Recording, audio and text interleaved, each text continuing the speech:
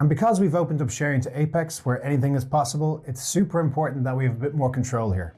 One thing we need to know specifically is why a record is being shared, the sharing reason, or in the API, it's called RowCause.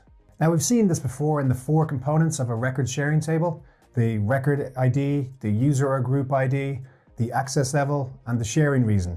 So that's our RowCause. And let's review those 4 just very quickly again. So the record ID, well, that's obvious. User group, keep in mind that that is not just a public group. It could be roles or territories.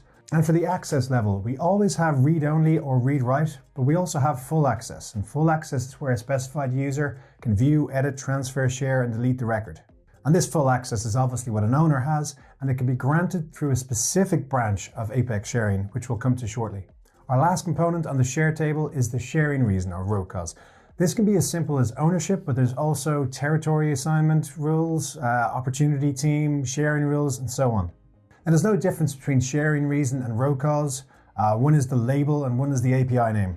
You might see the sharing reason be called the sharing reason label. So for example, if we had a sharing reason label called account sharing, the RowCause in the API would be implicit child, or territory assignment rule would be territory rule. So if you have a question on the exam about what the RowCause might be in a particular scenario, well, it'll be in an API name format. However, even when an object has org-wide defaults of public read-write, it still has a share table to support mechanisms like implicit sharing.